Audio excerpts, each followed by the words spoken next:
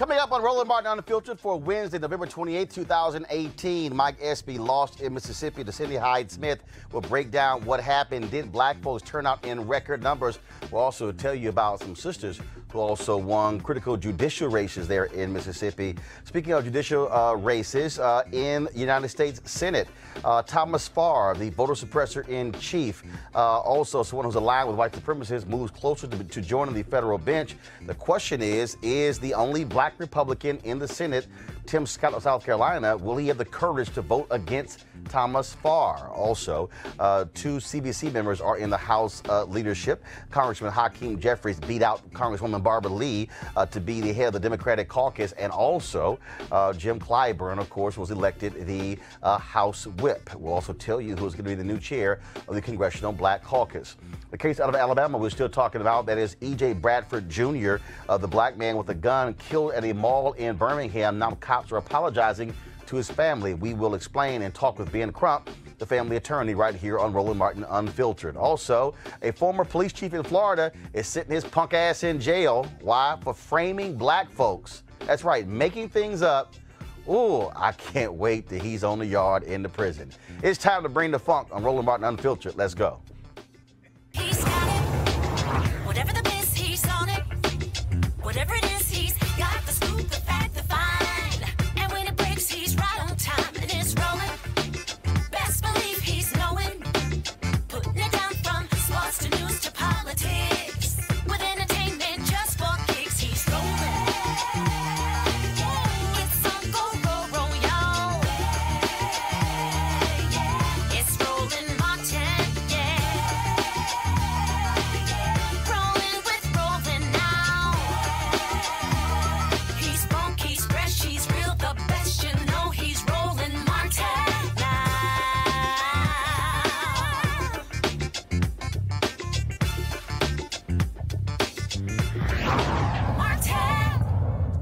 68,585 votes. That was the difference between Cindy Hyde-Smith and Mike Espy when it came to who was going to win the U.S. Senate race, the closest U.S. Senate race in Mississippi in 30 years. Mike Espy, he outperformed President Barack Obama as well as Hillary Clinton, but it wasn't enough in that particular state. And this is what Mike Espy said last night at his concession speech.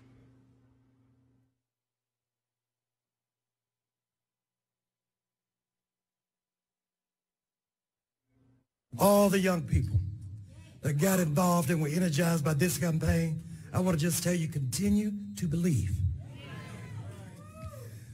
So we'll leave the stage now, but this is a movement, and this movement is not going to end for a new Mississippi, a more united Mississippi, and a Mississippi where everyone, regardless of race, a party, a religion, feels their worth. Thank you so much. Now, I talked to Mike Espy. He said that 500,000 votes was going to do it. If you look at the vote totals, 479,278. That's exactly what Cindy Hyde-Smith received. Mike Espy received 410,693. African-American turnout was up in a huge way, but it wasn't enough. But here's the issue. There are 800,000 eligible and registered African-Americans in Mississippi. 800,000. If Mike Espy was able to get, let's say, 60% of African Americans who are eligible to vote, combined with about 125,000 whites, Mike Espy is a United States Senator. Joining us right now to talk about Mississippi and exactly what took place, there is the head of the NAACP. I want to go to him right now. First of all, Doc, how you doing? Doing well, thank you. Corey Wiggins. Sorry about that, Corey. So, Corey, first and foremost, let's talk about last night, your assessment. I know folks are still crunching the numbers, but give me a sense of what black turnout was like. Look, this is what we know. Black turnout for this election was higher than our last midterm. We look at some counties, it was numbers that were almost Obama-like in some of those numbers. So black turnout was there. Folks were at the polls. Leading up to the race, a lot of folks were engaged, knocking on doors, getting people to turn out to vote. And The other point I want to point out, too, is that even while we didn't win the race with Espy, we had a lot of down ballot races, judicial races that we did really well in and that we won, and we're excited about that as well. But let's talk about crunching those numbers, though, because when you talk about there were some areas where they expected a larger turnout. And again, if you look at raw numbers, there were some places where they outperformed November 6th. But still, when you talk about power that is untapped, you still have folks who didn't go to the polls. And if you get 800,000 African Americans alone who are registered, again, if Espy is able to drive 50% of them, plus with white turnout, like Espy wins. Yeah, so I think there's two factors. One, as we did see increased voter turnout among blacks in Mississippi, and we got to continue to grow that. I think this race is a point in time that helps us and support us and continue to do that. The other point is, and quite frankly and truthfully, progressive whites in Mississippi have to turn out and have to organize as well. When you look at this race and we look back and reflect on the data and the numbers, we understand we can always grow black turnout, but we really got to figure out a way to talk to progressive whites in Mississippi, understand that why this public policy and progressive sort of policy is important, and we need to elect leaders that support that. Well, and that was one of the points that I had made when I said, look, you're going to have white folks and progressives talk to white folks in places like Mississippi and challenge them when it comes to voting against their own economic interest. Because, again, you have 2 million plus folks there who are in Mississippi. You've got, again, a 1.2 million or so poor folks in that state. And the question is, will the policies of Sidney Hyde Smith and Donald Trump will it help those broke white folks in Mississippi? No, it won't. And it's quite simple and that's direct. And that's why we got to figure out a way and work with our colleagues and our friends who support the work that we're doing here in Mississippi in a way to support them in talking to other white Mississippians to support an agenda that benefits them. Right now, folks are not voting their interests. They're not voting their economic interests. They're not voting their interests as relates to the healthcare policies that exist and that's being passed, tax policy. And that's a problem and that's a challenge and that's something that we have to face and work with other progressive whites and organizations here to support them and their organizing. Henry, go to my iPad, please, and you'll see two photos of Faye Peterson and Adrienne Wooten. They are two African-American women. They're in Hinds County Circuit judges. You now have 4 African-Americans who are judges there. And again, that's one of the issues that we're talking about there, that even though you might not have folks who win these top-of-the-line races, the down-ballot races are also critically important. Very important. And when you're talking about building power, systemic long-term power, infrastructure matters in terms of getting people out on doors, but those races that are down ballot races are as equally important. We had an African-American woman who was elected to the Mississippi Court of Appeals. We had other progressive candidates that were elected to other judicial positions here. And so when we're talking about building long-term systemic power, that is a step towards the direction that we're trying to go here in Mississippi. All right, then. Corey, we surely appreciate it, man. Thank you so very much. And we definitely still want to be able to crunch those numbers and take a look at what they offer. Again, Sidney Hyde Smith, those 2 years. So you're going to have, again, in a couple of years, the election for that Senate seat there. Thanks a lot. So, thank you. I appreciate you. I want to go to my panel right now. Ryan Minor, editor-in-chief, a Minor Detail and host of a Minor Detail radio podcast. Pastor Shannon Wright, third vice chair, Maryland GOP. Dr. Cleo Monago, socio-political analyst and activist. Shannon, I'll start with you. It is interesting when you look at 300,000 folks in Mississippi who are uninsured. When you look at governor refusing to expand Medicaid there. When you look at the education stats, you look at we look at the education stats, the health stats. When you look at all those things, Mississippi literally is 45th to 50th. Mm-hmm. And so whenever I hear Republicans ask the question, well, to black folks, why do you vote Democrat? Look, flip it. You got to ask white folks in Mississippi, why are you voting Republican when you are literally 48th to 49th in education, 40th to 49th or 50th in health care, and then, of course, when you talk about economic development, about 45, 46. You know, it's hard to figure out for me. I know you're going to say it's not hard to figure out at all. But for me, it's hard to figure out why there are so many issues in certain states and certain parts of the country. Now, when you look at folks and you say, well, why vote Republican? If school choice worked the way it was supposed to, that would be an alternative. That would be a solution as far as education. And it seems to me that one of the best ways, long-term, not short-term, but long-term, to turn around a lot of the economic issues and situations and generational issues is quality education. Well, that sure ain't the case in Mississippi. Clearly, I mean, but I said if it worked the way it's supposed to, I did qualify it that way. And one of the things I find to be real interesting when you talk about Mississippi. I was watching a video. Alexandria Pelosi had gone there, and a number of people, they were saying, "Well, look, we believe in God." I'm going, "Yeah, I believe in God too, but y'all broke as hell." And again, when you look at, and the fact of the matter is, it amazes me when I listen to people in Mississippi talk about, well, we don't want any help from the federal government. Do they know the percentage of their budget comes from the federal government? Your thoughts? I'm just trying to figure out how Republicans nominated somebody like the candidate they did, who's now the next U.S. Senator. Remember, the governor picked her. He didn't even want her. I mean, they didn't even want her, and then Trump was soft on her until the very last minute when he saw the polls squeezing together, closer and closer. And finally he said, well, what does he say? I got to do the tweets, and I got to show up. And I think that at the very last minute he came down and decided, look, here I am, she's my girl, and I'm just trying to figure out why they keep electing bad people to office. I mean, she's not the brightest bulb in a dark room. No, she's not. In fact, the governor thought, well, maybe I'll appoint myself. They got her. It looks nice, but the Republicans today are going full force and saying she's the first woman elected to the federal delegation from the state of Mississippi, since Reconstruction? That's not really something to celebrate in the Trump era. Cleo, again, the race is an issue. I don't care what you say. Mississippi, unlike really any other state, I mean, it breaks very clearly white, black. Can I finish shaking my head first? Okay, I'm finished. I'm shaking my head because both of you said, or I'm paraphrasing, but you both imply, I don't get it. You know, why are people supporting Hyde Smith or Smith Hyde, whatever the lyncher's racist woman's name is? Hyde Smith. Okay. Why? And you know why. Come on now. You know why. You know why too. So why don't you just say it? So since I mean, it can't change or transform or be possibly different, because these poor white people, for a long time now, but especially recently, are concerned about losing white power. Concerned about people that look like them not being top dog no more.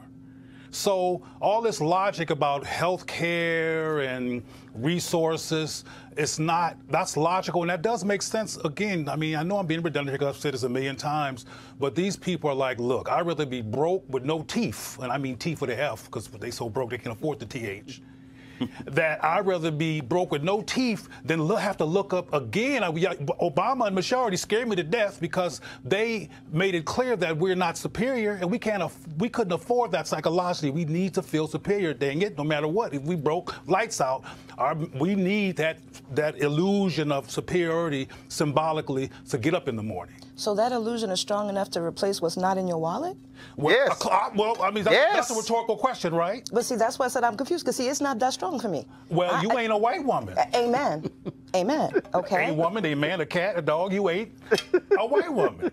We talking about the question is, why are white folks doing what they're doing? Wasn't that the original question that you said you didn't understand, right? All right. So let's just say it. Was that actually your question? So white man, why don't you translate for us why we won't say that white folks want to keep and sustain power and keep saying, I don't know why they keep doing this. And even the race that just happened in Georgia, the race that just happened in Florida, the race that just happened in Mississippi, is cut down racial lines. But I also do believe, and I want y'all to talk about this, I do believe that Democrats have to have a courage to go in front of white folks and say it. I mean, look, when President Obama... Say what? No, here's what does it mean. When President Obama was in the White House, I said to him directly, I was like, look, you keep going to suburban Virginia and Ohio touting the Affordable Care Act.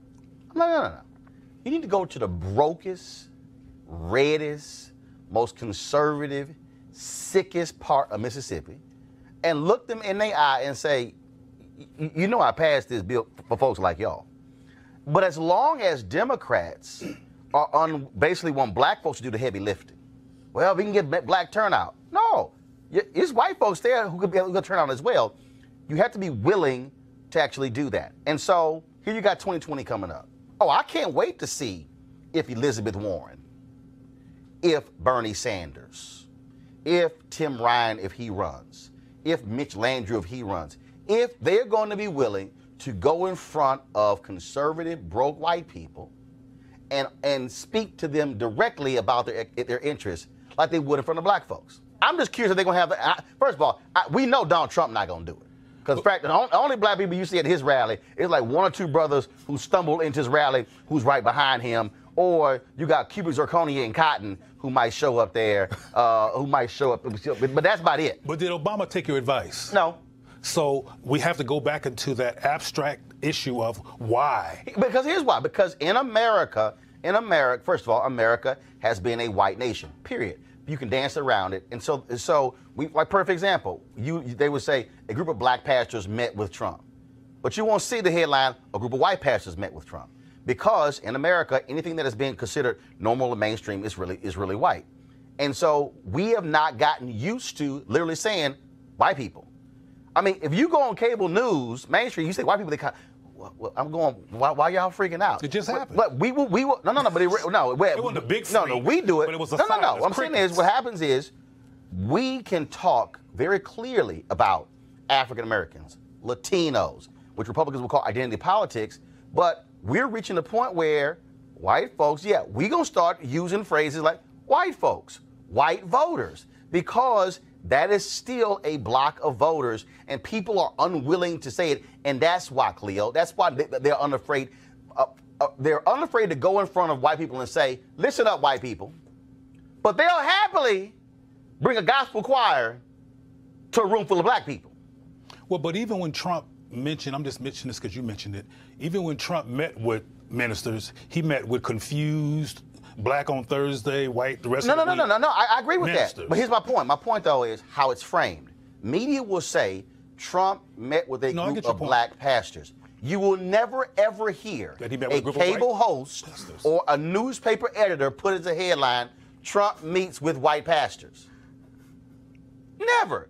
Even though in the room ain't nothing but white people. Didn't Trump meet with the pastor or his top guy that he relies on for religious advice inside the black community was the guy that... Daryl Scott from Cleveland. The guy that made up his credentials? Oh, no, that's Mark Burns. That's Mark Burns, South Carolina. I see him like... Now, you ain't see... Mark don't get invited to the White House. Okay? Daryl Scott from Cleveland gets invited to the White House. But they don't invite Mark. Yeah, that was the guy that got up out of the interview because they called him out on it. Right. He left his own church. Yeah. He left the CNN dude at his own and got in his car and left. I ain't never left my place and left somebody in my place. I'm like, y'all can pack up and leave. Well, that dude was biologically black, right? You talking about white folks. No, but again, no, seriously. This is, I think, and again, Shannon Brown, I love you to speak to this. I think in order for, you're going to have folks willing to say, white people, white voters. I don't think they're going to do it. But that's what's going to have to happen. Shannon, go ahead. I'm laughing at you. That's what I'm laughing at. But that's super black. I'm not ashamed to say that. That's super black. It's the truth, though. So, but here's the thing. I'm at an age and a stage where I don't care if you're pink or purple. I'm going to tell you you're pink or purple, but that's me. It takes a certain amount of don't give a crap to be able to go in a room and call that room whatever it is. And most folks aren't there yet. You got to get to a certain age, a certain checking account, a certain something where you don't care enough that you're willing to call it whatever it is. No, you don't. No, you well, don't. it depends on how you got the money. Because look you at got the money from white folks, you're still going to be it. silent. Because look at the amount of folks that don't do it. Yeah, no, because so obviously they got to get somewhere to do it. We're still operating as if, oh, no, I can't actually say that because, you know what, I'm going to isolate people over here. Well, I'm going to go ahead and say it. And so I'm telling you right now, I would love to see Democrats actually have the guts to go into Mississippi and bring white people with them to travel around Mississippi. You talk to white people in Mississippi. But so Tom Perez, that's your homework assignment. Let's talk about what's happening, of course, in Georgia. Organizing and legal challenges continue, folks. Stacey Abrams, of course, she lost the governor's race there. But the political organization backed by Abrams filed a federal lawsuit Tuesday challenging the way Georgia's elections are run. In the suit, they charged the state election officials grossly mismanaged the 2018 election, in a way that deprives some citizens, particularly low-income folks and black folks, of their right to vote in violation of their constitutional rights. Now, this will take a while to be resolved. But again, to knock down those barriers, you must take folks to the polls. The problem is who will be ruling. That is, who will those judges be? In the case of North Carolina, Trump desperately wants Thomas Farr to be on the federal bench. He, of course, is what they call the vote suppressor in chief. Now, all Democrats today voted no when it came to cloture. And so all the GOP voted yes. Jeff Flake, of course, and Tim Scott, of course, also voted to end cloture. That is, to allow the vote to take place. It was 50-50. It was a 50-50 vote. Vice President Mike Pence broke the tie. Now it will go to a final vote. The cloture vote was to end debate. It will go to a final vote. The question is, will Senator Lindsey Graham, how will he vote? How will Senator Tim Scott vote? Now, Graham has said he is not going to vote on any nominations until the head of the CIA meets with the Senate over the death of Washington Post columnist Jamal Khashoggi. Also, Jeff Flake of Arizona said he is not going to vote for anything until they deal with the issue of protecting Robert Mueller. Go to our panel. Weigh in on this, because so now you got Flake saying what he's saying, I don't believe him. Lindsey Graham saying what he's saying, I don't believe him. And I don't think Senator Tim Scott is going to vote against Thomas Farr, because previously, when they had a federal nominee who had some racial issues, Scott spoke up. Other senators then said, okay, I'm with Tim Scott. They withdrew his nomination. Roland, every time that the country gives Jeff Flake or Lindsey Graham the benefit of the doubt, they do the wrong thing. Look what happened exactly with the Kavanaugh hearing. We were led to the final hour believing that Jeff Flake could be the hero. He wasn't. He's got the perfect last name. Yeah, Flake. And he totally bungled that. And I'm sure that you've discussed that many times on this panel. We don't need to discuss that any further. But Lindsey Graham, are you serious? Here's a guy that I once thought that had a moral compass. Sadly, when Senator McCain passed, only when John McCain was alive. Well, so it seemed like McCain had the moral compass. Graham was just drafting on him. We can talk and we can hope, and you know the old saying that I can't repeat on the show that my grandfather taught me: you can wish in one hand and the other hand and see which one fills up quicker. But I got to tell you, you know, Lindsey Graham and Jeff Flake are not going to be reliable in the now, tomorrow, the next day, to be a reliable vote to do the moral thing. This is a man, Shannon, who has ties to white supremacists. This is the man who is appointed to a seat that both Republican senators blocked 2 black women. This is the longest open seat on the federal bench. They have been, so basically what Barr and Tillis did, they more than fill the shoes of Jesse Helms, who often do the exact same thing, will hold a seat open for years to prevent Democrats from appointing somebody. And again, looking at Thomas Farr's record, it is an atrocious record. So I'd like to hope that, unlike Ryan here, that Lindsey Graham would actually, you know, hold to what he's saying and not vote to support, not vote to move forward. I'd like to think that there are some folks with some moral compasses, and I'd like to think that Tim Scott would find a way to actually vote what he knows to be correct. Not saying I do believe those things are going to happen, but I would like it if they did.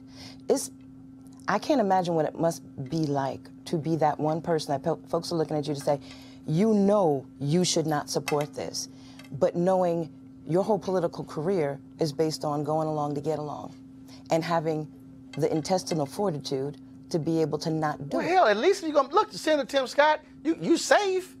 I mean, bottom line is, what, he's going to have to run in 4 years? People forget by that, but also, dude, I mean, rekindle the spirit of Edward Brooke, Republican from Massachusetts, who has the nerve, who has the audacity to stand up to his party when necessary. And so again, I mean, you're the only black Republican senator there. You're the only one. Yep. Thomas Farr's record is very clear. The man has no business being a federal judge for life. I agree, but it's whether the folks that can make that I'm going to go and text Tim Scott that right down now. Whether they have the ability, the inner strength to vote the way they should. Cleo, go ahead. I'm going to text Scott. I'm going to see if he's going to come on the show tomorrow, too. Roland, when was the last time you saw a high-profile or relatively high-profile black Republican do the right thing instead of the white thing? Again, Senator Tim Scott, previously, when that was a federal judicial nominee who had a racial past, he stepped up and said, I got issues with this guy. And several Republicans were like, okay, that's it, we good. All right, take his name off. I ain't voting for him either. And they withdrew his nomination. What year was that? Oh, this was this year. Okay. This was this year. And so what I'm saying is, Farr's nomination should not even gotten to this point. Should not have gotten to this point. And he has the ability to take that same. If Senator Tim Scott, this is my issue. This is the power he has. If Senator Tim Scott says Thomas Farr should not be a federal judge, it's done. It's done. Sure. His white United States senators are not going to sit there and say, well, damn, we're gonna go ahead and just defy the only black Republican senator we have. And I'm sitting there saying, Scott, use your damn power. Go ahead. Use your power. Use it. White conduct. I'm just saying, use it. You got it, use it. That's all I'm saying. That's all I'm saying, use it. So again, we'll see what happens tomorrow, folks, when it comes to whether or not they're going to vote in that particular case there for Thomas Farr. Again, a man who has no business being on the federal bench. I'm going to go to the break right now. When we come back, we're going to talk new leadership among House Democrats. We're going to also talk about this case out of Alabama as well. Lots of stuff to talk about more right here on Roland Martin Unfiltered. Back in a moment.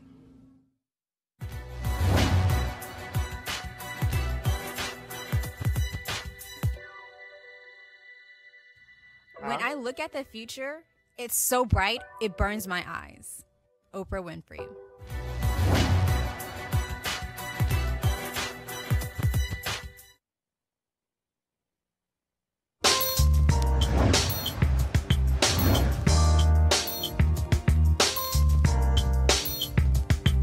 HBCU Giving Day. University today is Fisk University, www.fisk.edu, of course, located there in Nashville, Tennessee.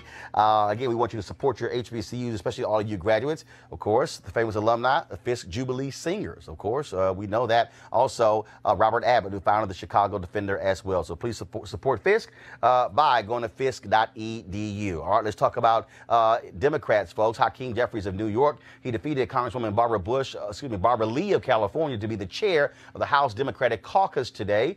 Jim Clyburn, he has the votes to become the majority whip. Also, Karen Bass is the CBC elect chair. Of course, CBC has 52 members, and they have the largest caucus in the House. And of course, Nancy Pelosi, she also got the most votes on the Dem side. The question is, though, when it's time to vote for Speaker of the House, will she actually get the majority of the votes? 238 Democrats will be there. If you have enough folks, Democrats who say they won't vote for her, well, we already know Republicans are not going to vote for her. What's going to happen? I want to go to our panel here. Here's the thing that people also don't understand. The Constitution does not say specifically that to be a Speaker of the House, you have to be a member of the U.S. House. Anybody can literally be Speaker of the House. There's nothing that's there. Clearly, Democrats want to hold the line. Nancy Pelosi is extremely strong. She's been cutting various deals. You have Jeffries, who beat Lee. Clyburn, who is now majority whip. But here's the thing. By Jeffries beating Lee, now granted, Jeffries is young. By beating Lee, you don't have Lee was trying to become the first black woman to be in the leadership of the Democrats. So you got Jet Clyburn, you got Pelosi at the top. You're going to have Steny Hoyer, majority leader. You're going to have Jim Clyburn, whip, and you're going to have, of course, head of the House Democratic Caucus, Hakeem Jeffries. They're going to have to explain to do, Shannon, to black women. A little bit. You know, there's a lot of things that are not going on in a way that makes sense. Everybody talked about this blue wave that happened and that it was mostly women that came out and vote. Now, you would think that from the results of the election would be fresh enough in folks' mind that they would understand that there are certain demographics that they had not before realized how much they needed to actually listen to. You would have thought some of them lessons would have been learned since, you know, November 6th wasn't that far in the past. But sometimes folks got to get slapped down a couple times before they really feel it. You have, of course, Democrats who are being very loud, Ryan, when it says they don't want Pelosi. Bottom line is she gets the vote. Oh, it was always going to be Pelosi, although I wanted to see the first Speaker of the House fudge That would have been a great move. But I got to say, Hakeem, he's one of my favorite congressmen, and I think he's on the path to one day be Speaker. I think that would be I think that's probably one of his goals. Pelosi's going to get the votes. She is a street fighter. Even though she looks straight out of the Fountainhead Country Club, her and good old Steny from Maryland's 5th District, who will never get rid of him. As a Marylander, I can say that they will have to take him out like Robert Byrd in a box. And look, Pelosi is a formidable political operator. She's been doing this for a long time. And I think that they have to pay very close attention to the Black Caucus. I think that I think that Pelosi's eyes are going to be opened a little bit stronger this year, because there's a lot of Democrats still that say anybody but Nancy Pelosi. I'm one of the people that said, I think we can find somebody a little bit better than Pelosi. All right, Cleo? I'm intrigued with the fact that the black members of Congress has expanded and has never had the numbers that they have now. Yeah, 52. And I want to see if this will trickle down to some positive transformation on behalf of black people in terms of the issues that we face, including getting black people to be more excited about the concept of voting, the concept of having a collective power as a black group in this country. And if the Congress is going to actually speak to issues, because we all know that, well, I shouldn't say what we know, but just because they're all black physically, don't mean they all going to operate in ways that are going to be beneficial to the black collective. So hopefully, yeah, because look, you were elected by constituents, 700,000 people in districts. You take a Sanford Bishop, his district is far more conservative than a Maxine Waters district. How he votes on issues is totally different than how she is going to vote. We take a Hakeem Jeffries, he's considered to be more of a moderate member compared to a Barbara Lee, who's considered to be more left. And so you have all of those actually go into it that people have to actually consider. What will be interesting to see, though, now the Democrats control the House, they now have the power to actually pass bills. The question is, what kind of bills will we actually see? What kind of pressure will they put on the Senate to then also try to get that bill passed as well? So that's one of the things that we're going to be able to see and check that out as well. So we're just waiting to see what happens there. And again, what's going to happen, of course, when Congress comes, when the new Congress is sworn in January 3rd, then you'll actually see the vote take place when it comes to whether or not Nancy Pelosi will be the Speaker of the House. Our cameras are going to be there on January 3rd with the CBC. They have a separate event as well where they do a swearing in. It's all ceremonial, but they have a whole program there as well that we'll be hearing from the head of the CBC. And so we'll be live streaming that event right here on Roland Martin Unfiltered. So that'll take place again on January 3rd. All right, folks, let's now go to Alabama, where a story that so many people were shocked over the holiday weekend, where Emantic E.J. Bradford, 21 years old, was at a mall there in Hoover, Alabama. Well, shots were fired. A couple of people were shot. Police busted into the mall, and they shot Bradford in the face. They initially said that Bradford was the shooter. Well, then he wasn't. And so today, the police department finally apologized to the family for initially calling him the actual shooter as well. Now, Bradford was a caretaker for his father, who was a former police officer who was battling cancer, and he also worked full time. Now, he was initially called an Army veteran, but the Army said he did not complete basic training and was never certified as an officer. Now, Bradford did have a concealed weapon permit for the gun he was carrying that day, and joining us right now to talk about that is Ben Crump, who was hired by the family to be their attorney. And so, Ben, glad to have you back on Roland Martin Unfiltered. Hey, thank you, Roland, for talking about this important issue. You know, it's unbelievable that on Thanksgiving night, his parents got this news, not from the police having the courtesy to notify them, but they heard about it first on social media. So them finally coming to meet with us and in person apologizing to this brokenhearted, devastated mother and father was a first step. But as we've been saying all along, Roland, they don't need to say no more. Just release the video, because the video is going to tell us the thing that happened that night leading up to his, what we believe, unnecessary death. Again, when we talk about, so first of all, have the police actually, have they provided a timeline of exactly what happened that led to E.J. Bradford being shot and killed? They have not, Roland. They haven't told family anything. Several witnesses in that mall has approached family, have called my law firm and given their accounts, and all of them to a warning say that E.J. Bradford, he was helping people get away from the shooting. He was helping get people out of harm's way. Several people have said he saved their life. He was a good guy. And so this whole suggestion that good guys need to have guns to stop the bad guys with guns from preventing these mass shooters only works apparently if you're not black. Because if you're black with a gun, the police never see you as a good guy and they shoot and kill you, just like they did Jamel Robinson in Chicago, now here with Romantic in Alabama. Ben, hold on one second. That was a rally today, of course, there in Birmingham. And this is from one of the social media accounts. I want to take some of that. So here we go to my iPad, please.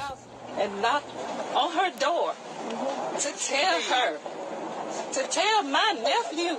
I had to tell his daddy. Your son is dead. Hey. I can't believe this. I can't believe that this happened on Thanksgiving Day. No one came to the house to tell them that his son was laying in the... Now, Ben, do we also know were any officers wearing body cameras? Apparently, all of them were wearing body cameras. Hoover spent a lot of money last year to make sure every officer was equipped with a body camera. And more important than that, there was mall security surveillance video rolling that will show us from the second EJ walked into that mall until the moment he was killed, everything he did. And we believe, like EJ family believe in his heart, it showed him doing something bad, they would have released that video already. And that's why they keep demanding the truth. Ben, hold on one second. This is you speaking last night at a church rally last night in Birmingham. And killed him. Shoot first and ask questions later. And this seems to be a pattern. Did any of you all hear about Jamel Robinson in Chicago? Shot him 12 times. A good guy with a gun who happened to be black. And maybe that's the caveat. Does America ever see that a good guy with a gun can be a black man? So, Ben, let's speak to that. When you posed the question last night to the church, does America ever see a good guy with a gun being black? Yeah, it just follows a pattern, Roland, too many times. You remember Corey Jones in Palm Beach, Florida, Lando Castillo in Minneapolis. Anytime a black man has a gun, no matter what the situation is, police don't see them as being a law-abiding citizen with Second Amendment rights. They shoot first and ask questions later. They immediately identify them as criminals. All the witnesses who have come forward said within milliseconds, he made a decision to shoot E.J. Bradford. And they decided right then while he was on the ground, blood pouring out of his head, that they were going to make this killer cop a hero, and they were going to assassinate the character of E.J. Bradford after they assassinated him, because they plastered his picture all over worldwide media saying that they took down the shooter and that they stopped the mass shooting. And E.J.'s parents knew in their heart that their child wouldn't have killed anyone. So they knew even before the police retracted the lie that it was a lie. All right, then. Of course, protests continue there in Alabama. Folks have been, this is some of the protest video from AL.com last night as well. And so we will certainly stay on top of this story. Ben Crump, thanks a bunch and keep us updated. Roland, the funeral is Saturday at 10 a.m. Central Time. Reverend Jesse Jackson is preaching the eulogy, and his father's battling cancer. So anybody who wants to donate, they can go to Justice for EJ on GoFundMe.com. All right, we certainly appreciate it. Thanks a lot, Ben. Thank you. All right, folks, let's talk about this story out of Florida. As always, Florida. Here's a video of the former police chief of Biscayne Park, Florida, bragging about solving all of the burglary cases in that city. We have a 100% clearance rate on burglary cases in the village of Biscayne Park. This is the first time that I've ever known that to happen in any department that I've ever been in. He's a great part of the reason. Well, here's the problem. Raimondo Tesano, he's the former police chief. His ass was lying. They actually had framed a bunch of black men for those murders. Yesterday, Raimondo was sentenced to 3 years in prison for framing the teen and others. One of the other suspects got 5 years and was deported to Haiti. The case against the teenager was dropped. See, this is what I love here. So you never hear Sheriff David Clark and all these Blue Lives Matter people talk about cases like this here. Well, no, you're not gonna. That doesn't support the narrative. You're not gonna. But, you know, that's a case of what you do in the dark comes back to get you in the light. For real. But see, but gets me is you frame these. First of all, you get 3 years for framing. You were the police chief. You're the police chief, and so this goes to, again, why folks in communities don't trust cops. It also goes to why people don't vote. Because a lot of black people, particularly black men, see these incidences and don't see any resistance to it that's effective. Because even back when the Black Lives Matters days, which is the most recent reaction to police brutality that got a lot of press, that didn't stop anything. As I told you many times, Roland, I travel a lot to different local communities, and there's local stories like this that don't make the national news. I don't know why some of them do and some of them don't, but there are stories of black men, particularly black boys and women as well, being murdered under the same circumstances that don't make the national news. But there's a vicious cycle here that I think we should look at some point, maybe on your show, Roland. We should look at the psychosocial effects of being black in this country and its and the attacks that can lead to shutdown, complacency, and disenchantment enough where people are immobilized and they won't go out and be powerful. For example, I mentioned before when I was in Ferguson, right after the murder of Mike Brown, which was a majority black town, I asked them when the next election was coming up, are you going to repair this white racist imbalance and make sure there's some people who are progressive and who care about black people in power? And they looked at me like I was crazy. Power? Me? So that's the issue that we don't have time to get into right now because it's not my show. But we need to break down these issues that black people are living with. For example, one more thing in terms of black men constantly being shot and what this chief took advantage of in terms of how easy it is to criminalize black people. Even Don Lemon, of all people, said that white men were the poster children for what is really terrorism in this country. Even he said that. Yet we can't get psychologically past the perpetual myth of black men being the terrorists who often wind up dead and not white men when the cops have a gun on them. But what the final thing I want to say to make this clear is that the lack of voting that Mike Espy suffered from and other people suffer from in this country when black people are the ones that could take them over, is some black people going, what difference is it going to make? Mike Brown's dead, Sean Bell is dead, Trayvon is dead, Philandro is dead, this newest brother is dead.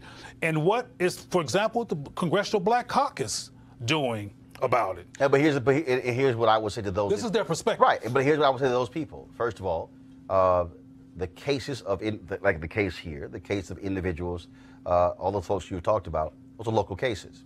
And see, the mistake is, this is where I keep saying where education, citizenship education matters. Because people, they're looking to the CBC, when the reality is, Congressman Bobby Scott had a bill passed that was signed by Obama that dealt with the whole issue of police accountability when it came to shooting deaths. Okay, that's all. They're very limited in that. That's federal authority. Police departments are governed by local. The problem, all the people in Ferguson, the problem there, a town 67% black, one black city council member. And I'm going, who do y'all think hired the police chief? The city council. Who hired the city manager? The city council.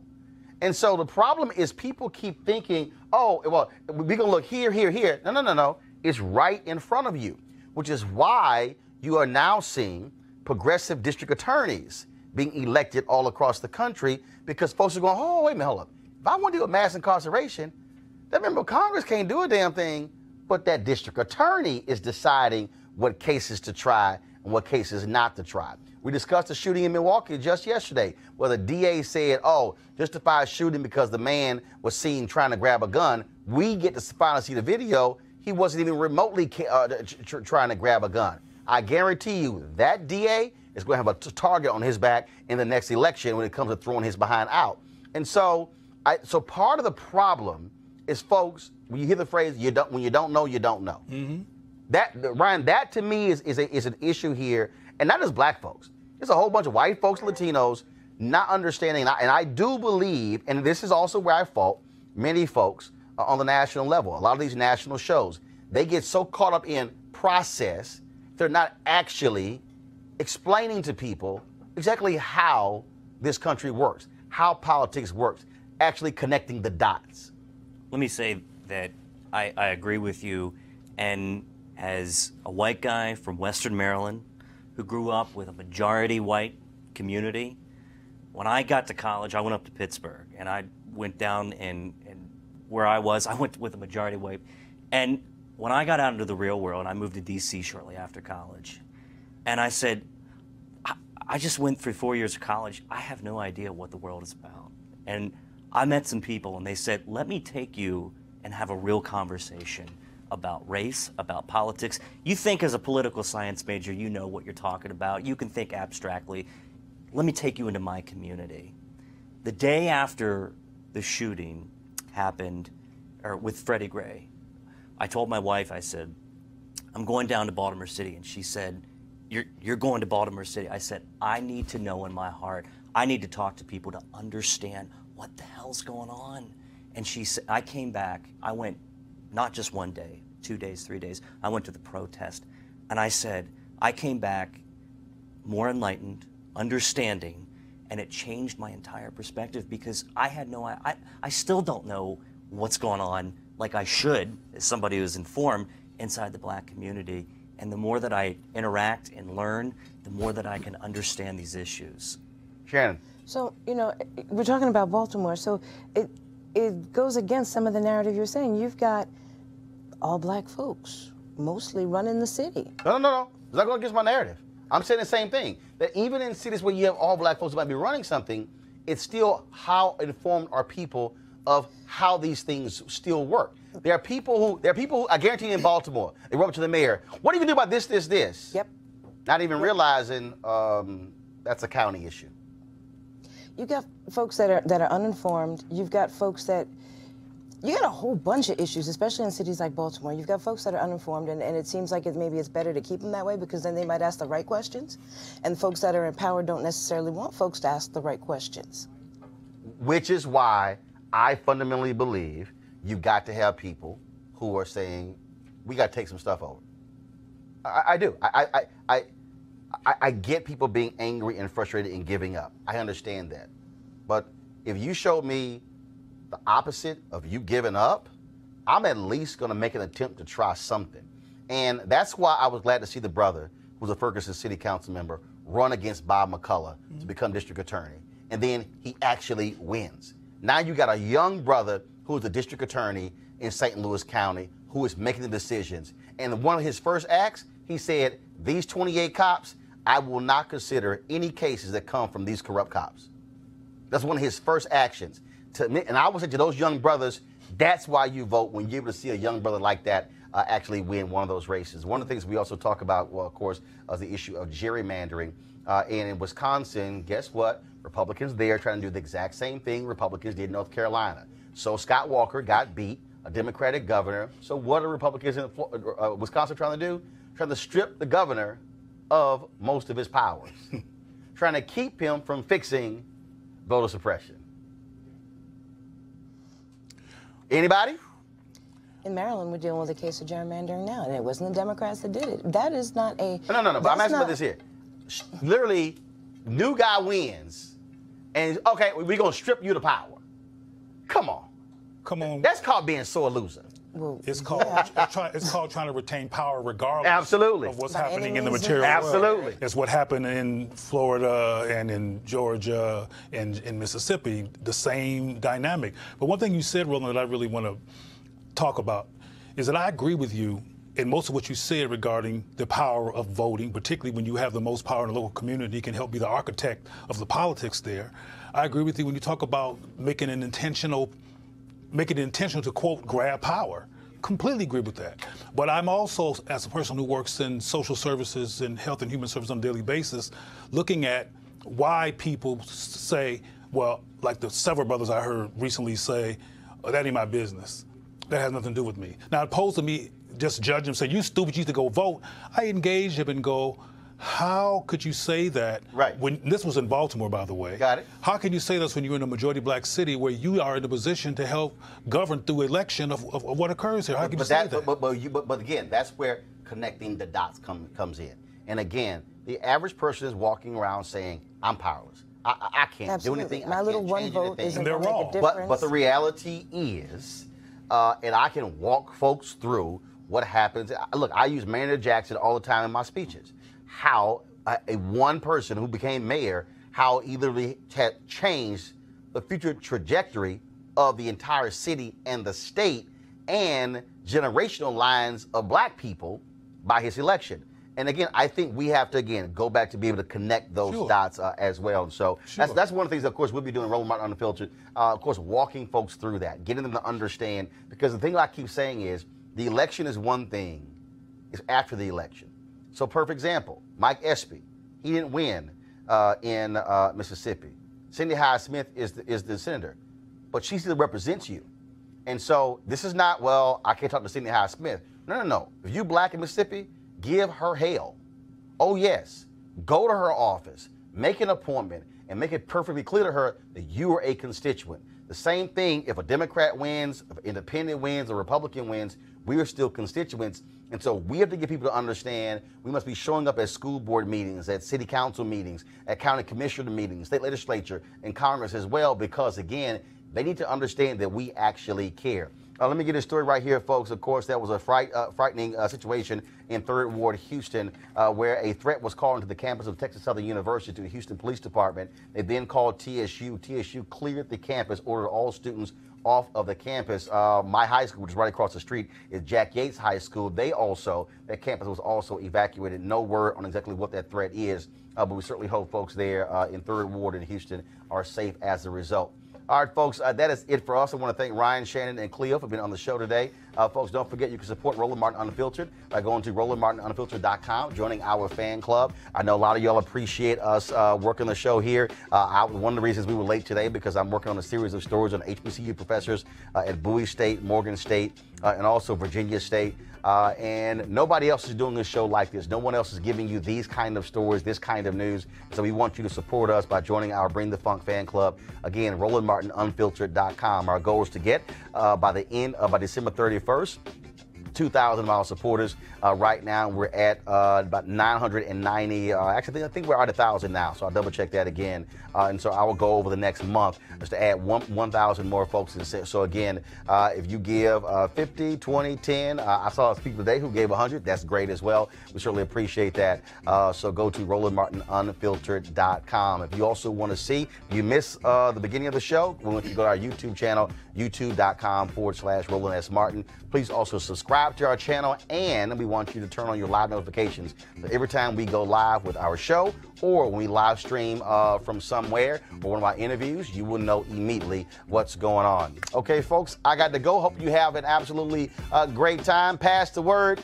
You know what I'm going to do? I'm going to keep being black and unapologetic and unfiltered. Now, I ain't super black like Cleo. I'm close.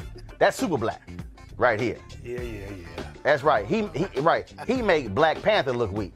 That's how super black Cleo is. All right, folks. Y'all have a great one. Holla!